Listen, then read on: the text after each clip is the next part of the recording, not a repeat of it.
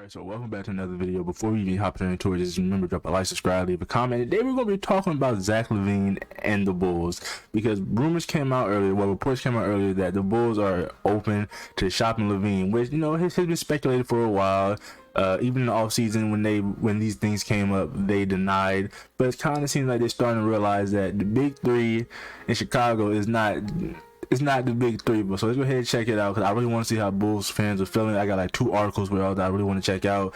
One, because one is like some trade packages that could go down, and one is just explaining like what's going on. So let's go ahead and hop straight into it. All right, so Zach LaVine's time to win the city could be nearing the end. Zach LaVine and the Chicago Bulls have increased openness about exploring the trade, according to the Athletic. Shams did break it, like I said, around by like 1 o'clock yesterday, who added that NBA teams are probing the availability of the veteran guard. We're just gonna call him Shams. Added that the rally of the Los Angeles Lakers, Miami Heat, the Philadelphia 76ers all have a level of interest, which is crazy, which is 3 good teams that Zach LaVine could definitely fit on. The Lakers they've been iffy. Miami is 6-0, and the 76ers are rolling with Tyrese Maxey. So I can definitely see all these teams definitely using him. Of course, I would love to have him on my Miami Heat, considering what he could bring, somebody that could create his own shot. Miami has always struggled with that, and then even for the 76ers, him on the 76ers is literally just more scoring on top of Tyrese Maxey and Joel Embiid, which would be crazy. And then same thing with the Lakers, with all the pieces that the Lakers have, even though that they may have been kind of struggling so far, that's just like adding Zach LaVine is just like an extra just level of just scoring, which would be amazing, because the Chicago Bulls, it's no secret that the Chicago Bulls are not a good basketball team. I mean, they're big three in Vooch, DeMar DeRozan, good offensive players, just not the best defensive players, and they got a lot of good role pieces, which is why I'm also interested in this, because I kind of want to see, just for my, my Miami Heat fan, what's up with Alex Caruso? Like what's up? Like that's what I really want to see. But Zach LaVine has been included in numerous trade rumors since before the 23-24 season began. However, rumors have seemingly picked up amid Chicago's disappointing 4-8 start. ESPN Brian Windhorst reported Friday on NBA Today that scouts are jamming themselves in the Bulls games because they realize that at some point the Bulls may break this team up. Yeah, at some point it's going to be pretty soon. There's no doubt in my mind that Zach LaVine will not be on the Bulls by the end of the season. It's in the works to happen. The Bulls held exploratory talks centered on Zach LaVine during offseason, according to Casey Johnson of NBC Sports Chicago, who added Tuesday that players are very aware change could be afoot in the matters. If matters don't improve, they're probably not. But again, the Chicago Bulls, I still have hope in Patrick Williams. I doubt DeMar's on the team by the end of the season. I doubt Zach LaVine's on the team end of the season.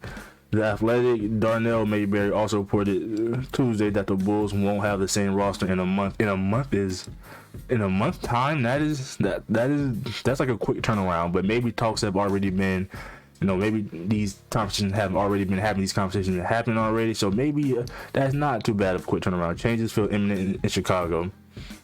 LaVine has been in Chicago since 2017-2018 campaign after beginning his career with the Minnesota Timberwolves, and the Bulls have been mediocrity since making the playoffs just once in that span. It's only been one time. I know for like a good point in time, Zach LaVine was like the oldest player in the league to not make the playoffs, and then they did make the playoffs. So that happened. The 76ers had already been linked to LaVine following the trade that sent James Harden to Los Angeles Clippers.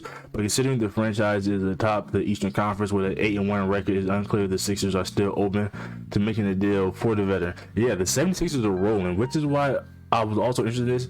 Do they make this trade even though they're already on a hot streak and already looking like one of the best teams in the league? Arguably is the best team in the league. Tyrese Maxey is having a breakout year, because with Zach LaVine, he's going to come and he's going to want his shots. Does that take away from Tyrese Maxey and having his all-star breakout season?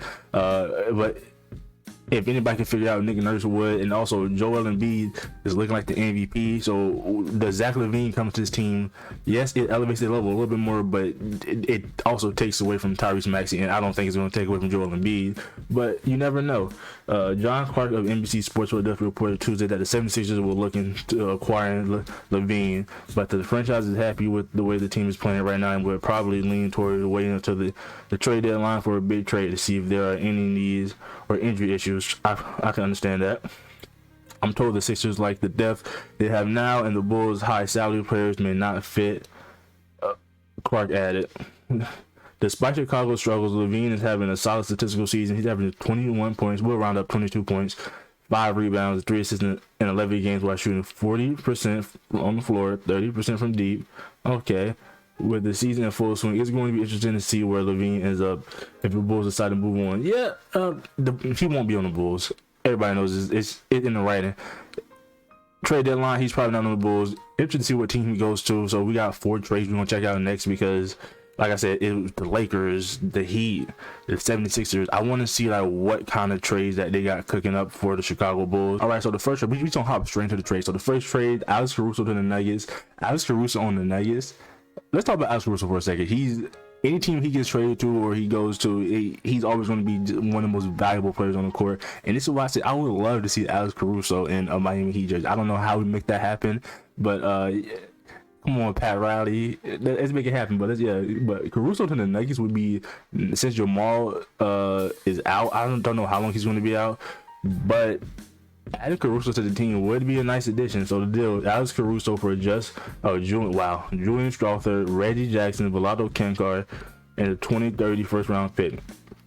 I wouldn't mind it. Reggie Jackson has really been hooping for the Nuggets ever since Jamal's been out, but it is Alex Caruso. So let's see. And first round pick swap. Haynes could be onto something with the idea of Caruso in Milwaukee without Drew Holiday at the point of attack. The Bucks defense has been dreadful. Okay, so they're talking about he potentially getting moved to Milwaukee. I wouldn't mind it. But no dunks. Trey Kirby brought up another contender. Caruso could help the Denver Nuggets. Okay. It may be a little early to bet on Denver's experimental bench layered by role players on rookie contracts like Christian Braun, Peyton Watson, and Reggie Jackson has at least been solid in his new role as a backup point guard. But Caruso undeniably raises the short-term ceiling of the second unit, and he's one of the best rim defenders in the league. The Nuggets getting Caruso. I wouldn't say it solidifies them in the NBA championships, but it definitely puts them like they're already here in terms of NBA championships contenders. But getting Caruso out there would definitely help.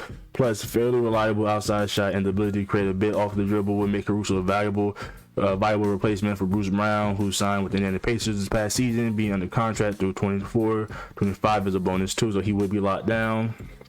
Of course, given a rookie Julian Strawther, who is a 6'7" average team leading 17.8 points in the preseason, a first-round pick swap, a reliable backup in Reggie Jackson, Nikola Jokic's friend Vlado Kenkar may seem steep, but the Nuggets need to take advantage of the title window that's open now. Yeah, like I said, again, Caruso, the Nuggets are really going to be really in a good spot to win the championship. Kenkar is out with a torn ACL and is mostly here for salary matching purposes. Caruso and rookie Jalen Pickett can cover the backup guard minutes, and there is still plenty of potential on the wing. And Braun, Watson, and Hunter Tyson. Who is Hunter Tyson? I feel like I've seen him, but I haven't seen him. For Chicago, the 6'7" Strawther is interesting shooting with decent size for a wing. He's also 22 years old. He's likely the biggest get here, but in the pick swap 2013, Jokic and Jamal Murray will both be past their primes and could prove valuable picks too. I think even Nikola Jokic still is going to be good for a long time. He could still carry a team, but let's look at it this way: do the Bulls make this trade? Considering that they already have a bunch of, they got Kobe White, considering I feel like Kobe White's probably gonna be the starting point guard from the future. Do they really make this trade? I don't know. And taking Jackson and Kenkar improves the team's flexibility. The former $5.3 million player option 24-25 will be tradable, and Kenkar is functionally on an expiring contract since his $2.3 million for 24-25 comes through to a team option. I don't know, Chicago Bulls fans, let me know down in the comments, do y'all like this trade? Then we have Nikola Vucevic to the Grizzlies. Wow, okay, because Steven Adams is out. It makes sense. Vuce doesn't play much defense, but Jaren Jackson does. I can see this happening. I could definitely see this happening.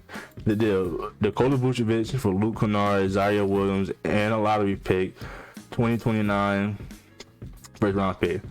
I would love this trade if Zaire Williams wasn't in this trade. I feel like the Grizzlies want to keep Zaire Williams. Not too much for Luke Kennard. I feel like they'll be more than happy to let Luke Kennard go. But Zaire Williams, I feel like he's probably going to be a part of that team. I don't know. I just feel like they won't try to get rid of him. Signing Bismack Biyombo certainly stabilized things. The Memphis Grizzlies are significantly better when he's on the floor, but this team is still in his last place in the West. And without a bona fide starting five, Steven Adams recovers from season-ending surgery. Bottom 10 3-point percentage. Trading a shooter has got Luke Kennard. Nikola Vucevic checks more boxes and will pull defenders away from the 3-point line, presumably giving Desmond Bane more time to shoot outside. Despite the fact that he's 33, he is kind of old to fit that timeline. Despite him being 33, probably a minus defender. Probably isn't an understatement. He's definitely a minus defender at this point in his career and below average 3-point shooter over the last 2+ seasons. Vucevic's low post scoring, rebound, and passing skills still make him upgradable inside. He could be a solid pick and roll partner with John Morant once his 25 game suspension is up. Yeah, because right now the Grizzlies are looking real tough. They're not 2-8 anymore. They just lost to the Lakers as we record this video. And while the team is 2-8 starts feel bad, the parity of the Middle West could help the Grizzlies stay in the hunt where a play-in spot until the suspension ends. For the Bulls, if some team is willing to offer a first, even a protected for Vooch, it will be hard to say no. And this deal gives him a 22-year-old 6'8" wing who's been way below replacement level for his career, but still has plenty of time to develop. For a specific trade, Luke Kennard is mostly here for salary matching purposes. He would fit the rebuilding timeline, but also a good enough shooter for the Bulls to flip elsewhere and for more prospects or assets. So yeah, the Bulls do suffer from shooting, so I could definitely see them being like, we'll take Luke Kennard.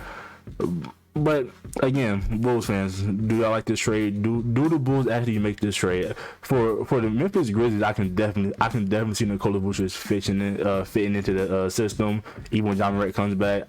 So I can see them just being like, yes, we can make this trade. But then what do they do when Steven Adams comes back? Because is this the last year of Vucevic's contract? No, I think he's got extended, right? Like, I'm not too sure, but what do they do when Steven Adams comes back?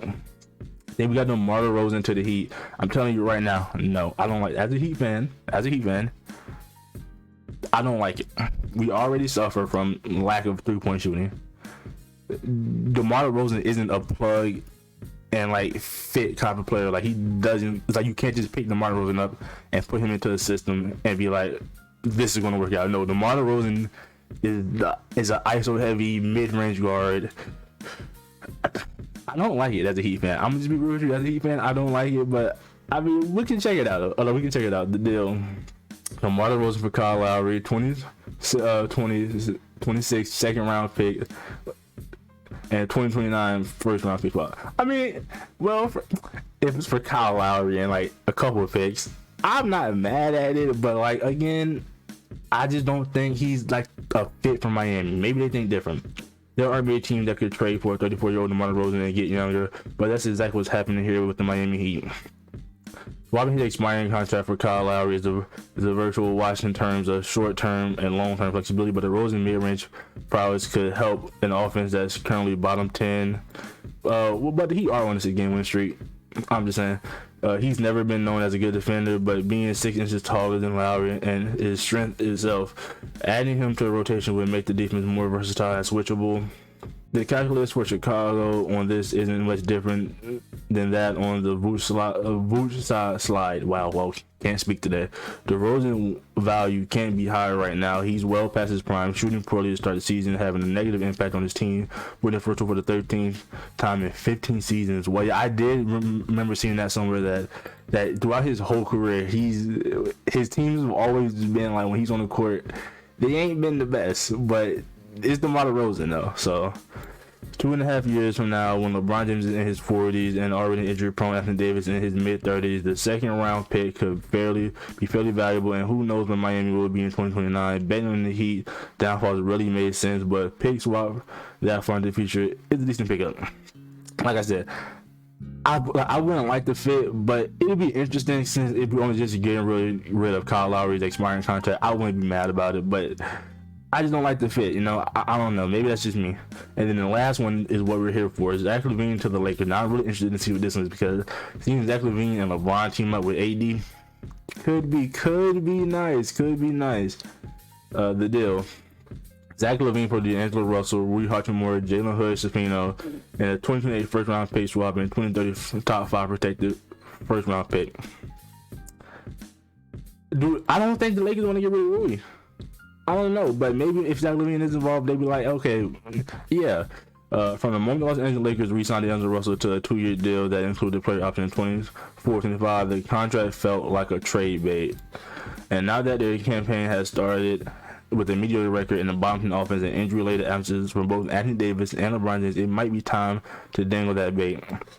This move makes LA backcourt bigger and more explosive, likely pushes Austin Reeves to the one where he may fit better. Yeah, he has been struggling this season, but I feel like he'll figure it out. And this could help and take some offensive pressure off LeBron and AD. Yes, because when AD and LeBron are on the court, the Lakers, they look kind of lost. Well, I wouldn't say that, but we all know when LeBron and AD are on the court, they're a better team, and LeBron shouldn't have to play 40 plus minutes a game at the age of 38. But I'm saying losing Rui Hachimura isn't ideal, but more salary has to head that way for this to work under collective bargaining agreement. And Cam Reddish may have shown enough life in his last few appearances to feel okay about the depth on the wing. Yeah, Cam Reddish has really been hooping. I think he's really starting to like come into his own. And on the Lakers, he's been one of the best defenders on the wing out there. So yeah. On the Bulls front, this deal gives them an intriguing 20-year-old playmaker with wing size. He's 6'6", 6'10" wingspan, shorter contract than LaVine's, which runs through 26-27, when he has a player option and multiple draft assets. At 28, with a fairly robust injury history and a slow start to 23-24, LaVine isn't likely to fetch the kind of superstar package when he's seen others over the last couple years. So I wouldn't necessarily say that because of his injuries, but for the most part, I feel like his contract is the reason that's really been like stopping a lot of teams being like, oh, we want Zach LaVine, because he is getting paid a lot of money, and I feel like people undervalue him, even though he is like one of the best players in the league. He's one of the best scorers in the league, but because he plays on the Chicago Bulls and they suck, it's like nobody's watching him. But yeah, so there we go. So we had like 4 crazy trades. Like I said, the Heat one, not feeling it. The Zach LaVine Lakers one, I can definitely get behind that one. Also, the Vooch to the Grizzlies, I think would be a perfect fit because the Grizzlies suck right now. So again, Vooch, I'm not saying I didn't go on like a crazy win streak, but again, Vooch could definitely help. And then what's the first trade? Alex Caruso to the Nuggets. I would love to have Alex Caruso on the Heat. But yeah, so the Bulls have really been in shambles. We got some good trades here. We talked about what happened. Now I'm interested to hear from Chicago Bulls fans. Like, what are y'all thinking about all this stuff going on? Because it's about time that I think y'all blow up that big 3, because it's clearly not working. But yeah, so just leave the comments down below. Let me know what you think. And if you enjoyed the video, don't forget to drop a like, subscribe, leave a comment. And I'm gonna catch you next video. It's me, your boy G. We out of here. Peace.